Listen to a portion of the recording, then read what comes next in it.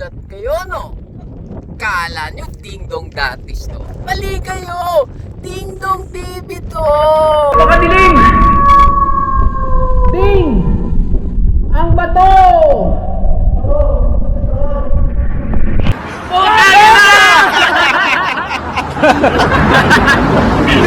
Good day mga idol, good day mga master, good day mga bossing. Dingdong TV, nagko-cover pala ako ng mga epic ride, chill ride, barkada ride, at syempre ang Voodoo ride. Winter, spring, summer, fall, rain or shine, tara! Ahon tayo!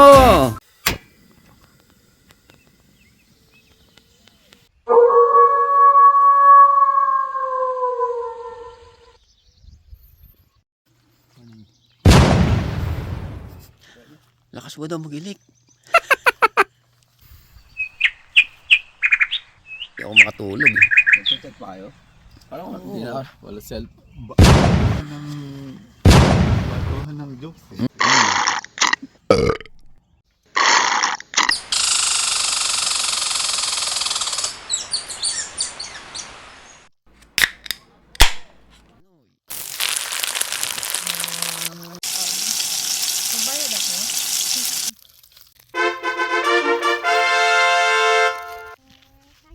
Oh yeah.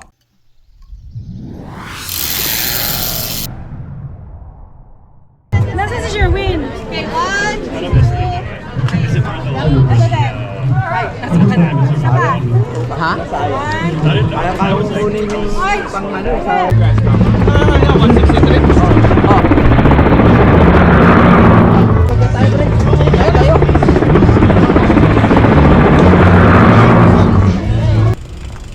Papa P, hi! Morning! Boss, 163 tayo. Lupit oh. Suntok sa kuwan. Galing kayo sa camping? Oh, doon na kami galing. Nakatulog naman kayo? Ayos naman. Good morning, guys. Good morning, good morning.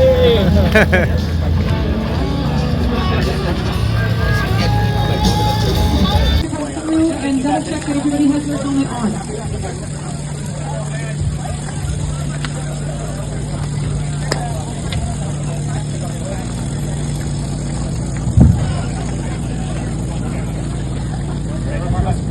You guys up here, we're gonna funnel you through. Good luck, good luck. Because we Oh, are good gonna luck, good start luck. this party in about 10 minutes.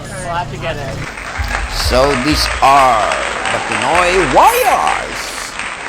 Yan, mga lodi natin. Isa-isahin natin sila. May mga pangalan yan. Kaya watch out na. Lagi nyo silang mapapanood sa Dingdong TV. Saan ka pa? Dito ka na. Gusto ko. Happy ka. Please make sure we don't have any headphones in as well. That's for your safety.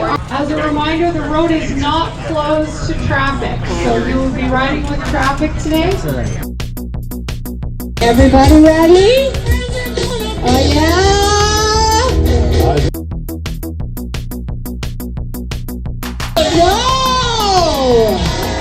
Off for the ride! The Grand Fondo Badlands!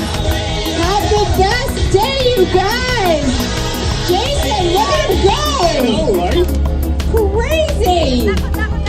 There's a lot of riders out there. Careful, take your time. Coming out of the chute. You got a long day ahead of you. No rush, no rush.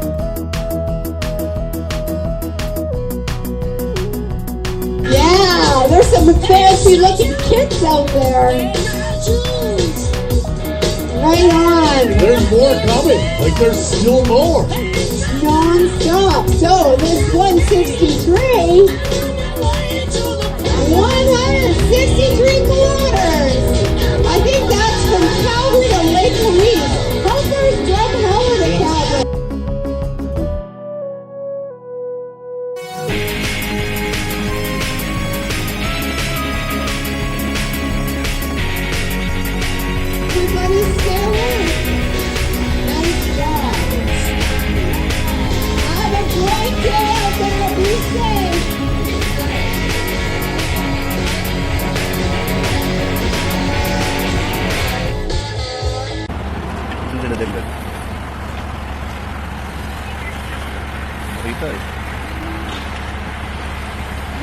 Pre! Ayun si Daniel, tsaka si Daniel.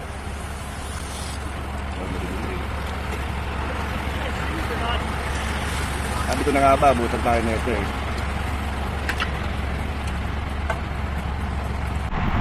Napakagandang view. Kakaibang experience.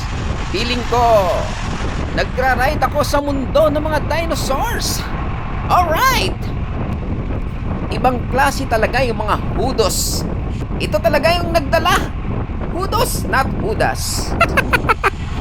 Nagsisimula na akong umanap ng aking pwesto. Pabilis na kami ng pabilis, so kailangan makapwesto na tayo dito sa likuran.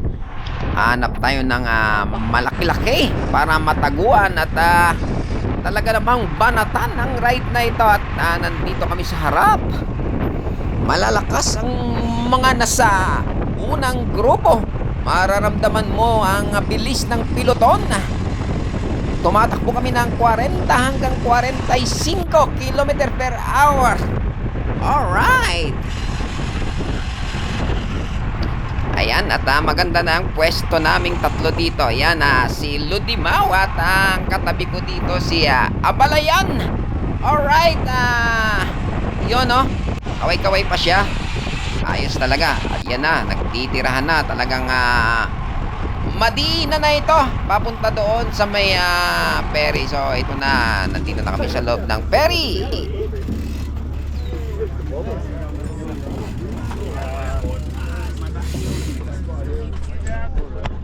So, nandito kami sa first ferry with Lodimao. Okay, good luck. Okay.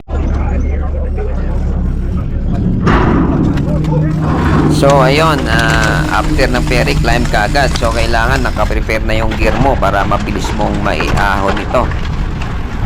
At, yun nga, talagang may mga tumitira talaga. At, ito, approaching kami dun sa Perry Hill Climb. So, ito yung Perry Hill Climb. Ito, sa totoo lang, nagkamali talaga ako ng tansya dito. Iwan ko ba kung anong nangyari.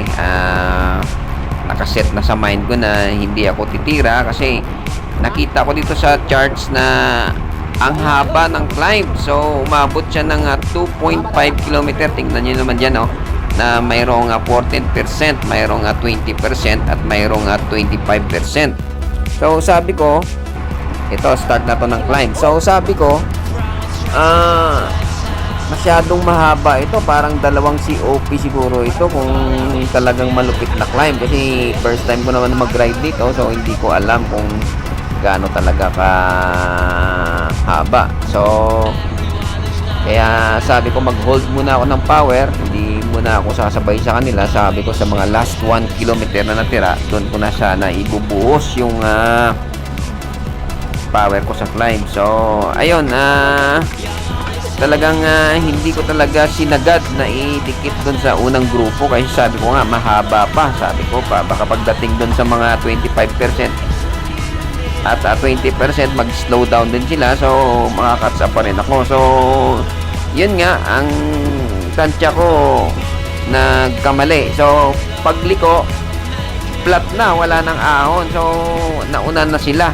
Umagwat na sila ng gusto. So, ayun, hindi na talaga ako nakasabit. So, ganun pa man, sayang, pero at least na-enjoy ko naman yung ride na ito at lalo na yung climb na ito, lalo na yung view. So, ayos lang mga idol. Ganun talaga. Tuloy-tuloy pa rin ang continuous at walang tigilang non-stop. So, lesson learned, mga bossing, mga master, mga idol. Next time, talagang wag na tayong maniwala sa mga Bodol Kings na mga chart na yan. Pag may ahon, winter, spring, summer, fall, rain or shine, tirahin na yan. Ding Dong TV, tara, ahon tayo. So, dito sa part na to, mabilis na akong umahon dito. Nasa 5% to 7% ang gradient nito. Kaya ko na sanang ibigay dito ng gusto. Kaso Pagdating dyan sa dulo, akala ko may climb pa. Yun pala, flat na. So, wala na. Masyado nang nakalayo yung mga nasa unahan. Kaya sayang, pwede sanang i-all out yung climb na ito. Kung alam ko lang kung tama lang sana yung naging prediction ko sa sarili ko. So, ayan o. Kung nakikita nyo, magto-turn left na kami dyan at flat na yan siya. And then, lulusong na. So, talagang makikita mo malayo na yung nasa harapan, lalo na't malaking grupo yun. So, ito yung nakaitim na to. Ito yung sinabita ko ng sinabitan para mahabol namin yung second group. Kasi yung first group na yon nahati pa yun sa dalawa. So, naging third group kami. So, itong mama na to talagang, ang lakas niya talagang humila. So, sumabit ako dito ng sumabit. Hanggang sa naging, tulungan kami dito ni Seth. Nahabol namin yung second group. So, masaya guys. Watch out. Stay tuned lang. Ding Dong TV.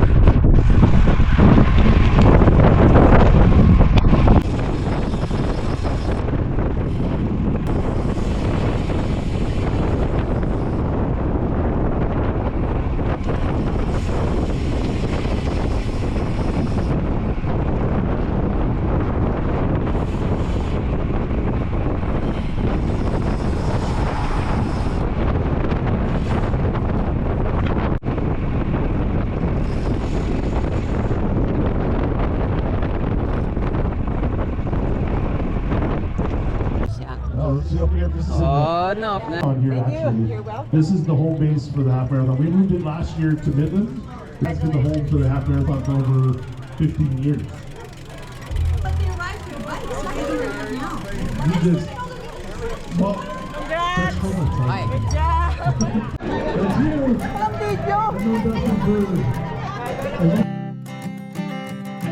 I keep a photograph in which we were in love, caught in your eyes, waiting for the sunrise. I barely even knew who you were. What did you do? I didn't care, 'cause you were perfect, I swear.